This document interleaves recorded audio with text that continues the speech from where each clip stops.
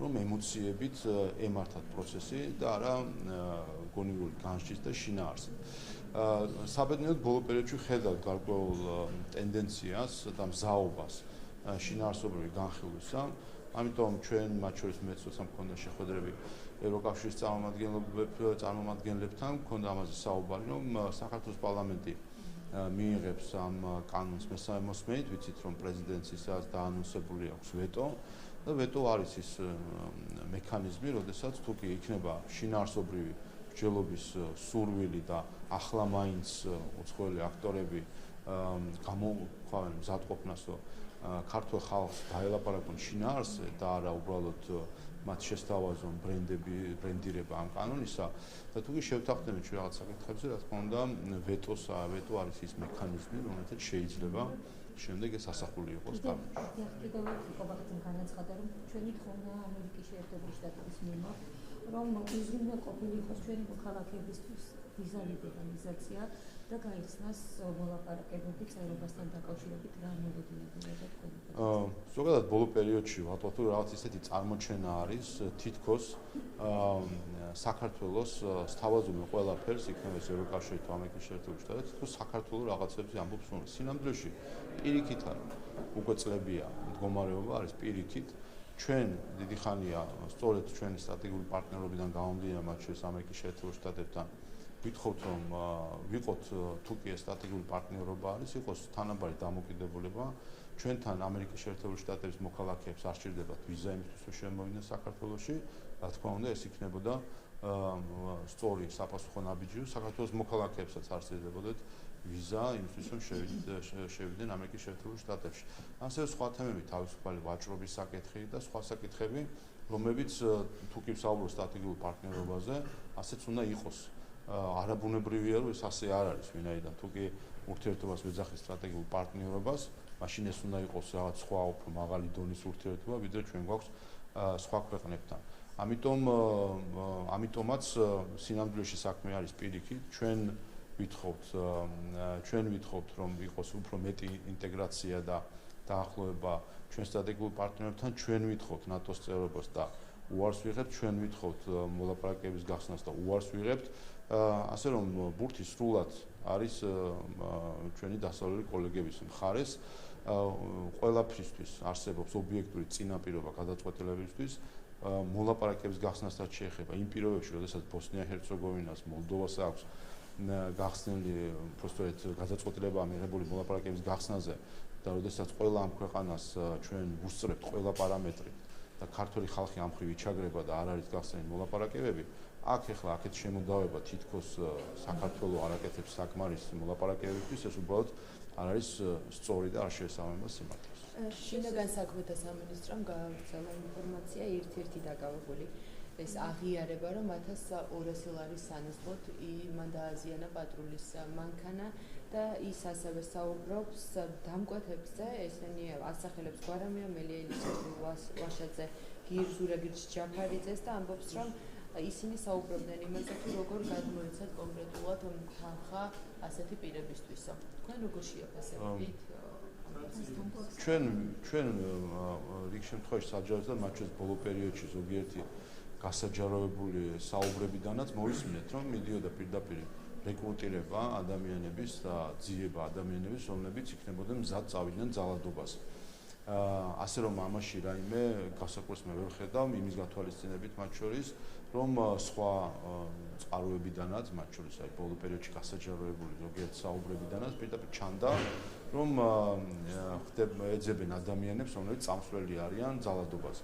ნახეთ ჩვენ შემდეგ შედეგი, როგორ წავიდნენ ძალადობაზე, როგორ მოხდა თავდასხმა საქართველოს პარლამენტზე, მათ შორის ნახეთ, რომ რუსეთის მოქალაქეებიც იყვნენ ჩართული ამ ძალადობრივ ქცევაში და ეს კიდე ცალკე საკითხი არის და როდესაც აქციას ეძახიან ანტირუსულს და შემდეგ შიგნით რუსები არიან, რომლებიც ძალადობენ და თავს ესხმიან საქართველოს პარლამენტს და ძალადობენ პოლიციელებზე, ეს კიდე ცალკე დამაფიქრებელია, მე მგონი საერთოდ რასთან გვაქვს საქმე. ამიტომ ეს არის მთავარი პრობლემა, ჩვენ ხედავთ, რომ არის ძალადობრივი სცენარის წაქეზება, გარედან თუ შიგნიდან, ხედავთ ორგანიზებას მათ შორის ძალადობრივი ჯგუფებისა რომლებიც გეგმიურად, მიზანმიმართულად ჩადიან ძალადობას, ჩვენ ახლა პარლამენტის შენობასთან სპეციალურად ამფრევდნენ სამეთვალყურეო კამერებს, იმისთვის რომ არ დაეფიქსებინათ შემდეგ მათ მიერ ჩადენ დანაშაული, ასე რომ ეს არის ჩვეულებრივი გეგმა, გარკვეული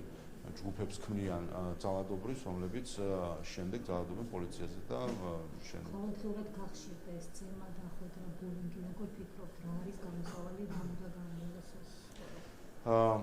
ეს ძალადობის ტალღა, რომელიც წამოიწყო ნაციონალურ მოძრაობამ მათთან დაკავშირებულმა NGO-ებმა, აუცილებელია რომ შეჩერდეს. ეს ტალღა ძალადობისა გამოიწვია ზუსტად იმან, რომ ნაცვლად განსჯისა და მსჯელობისა გადავიდა სიმბიოზი NGO-ების და რადიკალური ოპოზიციის, გადავიდა ისტერიაში, რომელიც გარედანაც წაქეზებული არის, იმით რომ არავინ არ მსჯელობს საკითხზე, ხდება პირდაპირ ბრენდირება და ფაქტობრივად რაღაცნაირად ისტერიის შემოტანა თავად პროცესში.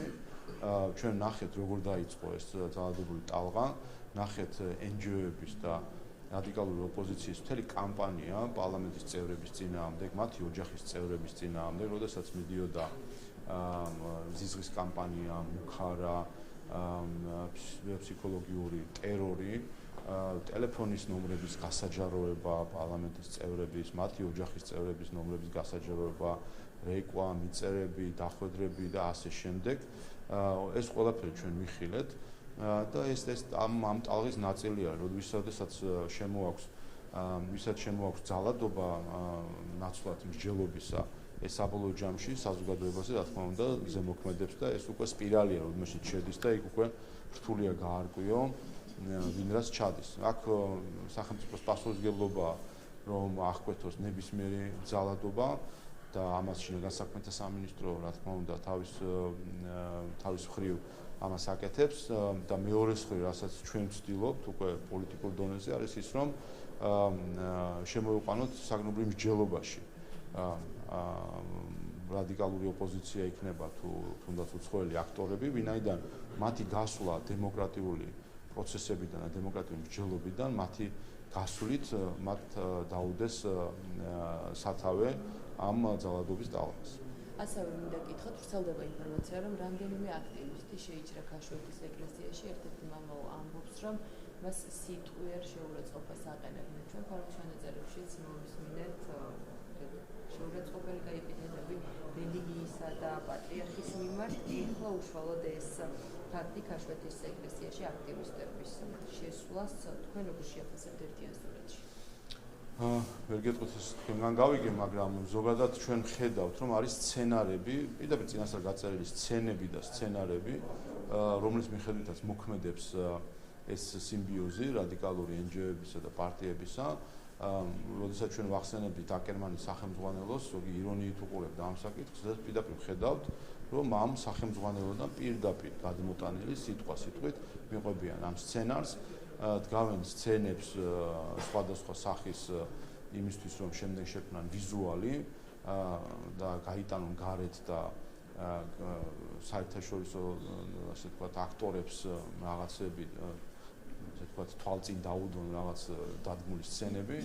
ასე რომ ეს არის ნაწილი იმ ძალადობრივი მოქმედებებისა, რომლითაც ნაციონალური მოძრაობა მასთან ერთად ყოფი რადიკალური NGO-ებიც ცდილობენ რომ ხელში ჩაიგდონ ძალაუფლება დემოკრატიის გვერდის ავლით. და ამას ჩვენ ხედავთ პირდაპირ და ამიტომ არის საზოგადოების რეაგირება ამასთან დაკავშირებით საკმაოდ მშვიდი, მაგრამ ამოედოს უნდა იყოს საკმაოდ მკაცრი. ამერიკელი კონგრესმენების წერი პრემიერს უემეს საფუძველზე თქვენ თუ კონგრესმენები პოზიციებიან შეკითხება.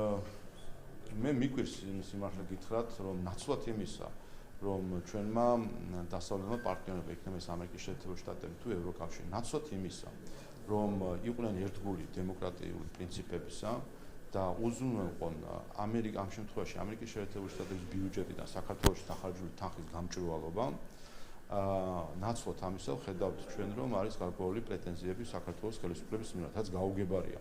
ერთადერთი, რასაც ქართველი ხალხი ითხოვს, არის ის, რომ ამერიკული ფული, რომელიც იხარჯება საქართველოში, იყოს საჯარო და მოქალაქეებმა იცოდნენ, რაში იხარჯება ამერიკელი მოქალაქეების მიერ გადახდილი გადასახადები, რომელიც შემოდის საქართველოში. სამწუხაროდ გარკვეული ორგანიზაციები გვიმალავენ ამას. მიუხედავად იმისა, რომ მეც პირადად მაგალითად ამერიკის დემოკრატიის ნაციონალურ ფონდთან მქონდა ამაზე კომუნიკაცია და იყო შეპირებები, რომ ამას გაასაჯაროებდნენ, სამწუხაროდ შედეგი ამან არ გამოიღო და პირდაპირ მალავს ეს ფონდი თუ რაში ხარჯავს საქართველოში ფულს და შემდეგ შემთხვევით ვიგებთ, რომ ამერიკის ბიუჯეტიდან საქართველოში ფინანსდებიან პოლიტიკური პარტიები, რომ ამერიკის ბიუჯეტიდან ფარულად ფინანსდებიან, ამ ბიუჯეტიდან ფინანსდებიან სხვადასხვა რადიკალური ჯგუფები და აქედან გამომდინარე, რა თქმა უნდა, ეს აჩენს კითხვებს მათ შორის ამ კონგრესმენების ამ წერილიდან გამომდინარე, ვფიქრობ, რომ ნაცვლად იმისა, რომ ჰქონდეთ პრეტენზიები საქართველოს ქართული ხალხის მიმართ, თუ რატო უნდა ქართულ ხალხს გამჭვირვალობა ეს არ მესმის, რატო არის გაუგებარი კონგრესმენებისთვის, რომ ქართულ ხალხს აქვს უფლება იცოდეს, რაში იხარჯება ამერიკისგან შემოსული ფული საქართველოში. ხა ეს არ მგონია, რომ აქ რამე ასახსნელი იყოს. და ვფიქრობ, პირიქით, კარგი იქნებოდა, თუ კი კონგრესი დაინტერესდებოდა, ვინაიდან მისი ზედამხედველობის ქვეშ არის ეს ფონდები და ბიუჯეტი, დაინტერესებდა დემოკრატიის ნაციონალური ფონდი, რაში ხარჯავს საქართველოში ფულს. ამერიკელი ხალხის ფულს, ვინაიდან ჩანს, რომ ეს არ არის რიგ შემთხვევაში ქართული ხალხის საკეთილდღეოდ დახარჯული ფული, როდესაც ის იხარჯება რადიკალურ ჯგუფებზე, როგორც მაგალითად არის სირცხვილია და იხარჯება მოლოტოვის კოქტეილის რომანტიზების კამპანიებში, რაც პირდაპირ არის ქართული ხალხის ინტერესების საწინააღმდეგო კამპანია, რომელიც ფინანსდება შემდეგ, როგორც ჩანს ამერიკის შეერთებული შტატების ბიუჯეტიდან და ასევე, როდესაც ფინანსდება პარტიები საქართველოში. ეს პირდაპირ აჩვენებს ერთი რომ პარტიების საქართველოში მოქმედ პარტიების მიმართ აჩენს კითხვას, ვის მიმართ არიან ისინი ლოიალური, ქართული ხალხის მიმართ თუ ამერიკული ბიუჯეტის მიმართ, საიდანაც ისინი შემდეგ ფულს იღებენ. და ეს აკრძალული ტყუილად კი არა, ეს აკრძალული საქართველოში დაფინანსება, ისე როგორც სხვა ნებისმიერ ქვეყანაში აკრძალულია უცხო ქვეყნიდან დაფინანსება, მაგრამ ასეთი ფონდები პოულობენ შემოვლით გზებს, რომლითაც ყალბი NGO-ების გამოყენებით პირდაპირ აფინანსებენ საქართველოში პარტიებს და ეს არის გარკვეულწილად დემოკრატიის დახმარების თანხები თითქოს და კონვერტირდება პოლიტიკურ ფულში, რომელიც შემდეგ ქართული ხალხის საზიანოდ გამოიყენება. ბრიტანეთის საელჩოს განცხადებას მოუწოდებენ, რომ აღიკვეთვის პროტესტის მონაწილეთა უკანონო დაშინება და გამოდიებული იქნეს ყველა უფლება დარღვევა. თქვენ როგორ შეაფასებთ პარტნიორების ამ განცხადებას ასეთ მომენტში? ძალიან შემაშფოთებელი განცხადება არის ბრიტანეთის საელჩოსი, სადაც ჩვენ ამოვიკითხე სიტყვები უკანონო დაკავება, ან გონია ბრიტანეთის საელჩოს ჰქონდეს რაიმე კომპეტენცია, იურისდიქცია, ან და ცოდნა კომპეტენცია და იურისდიქცია, რომ საქართველოს პოლიციას მიუთითოს რა არის კანონიერი და რა არის უკანონო.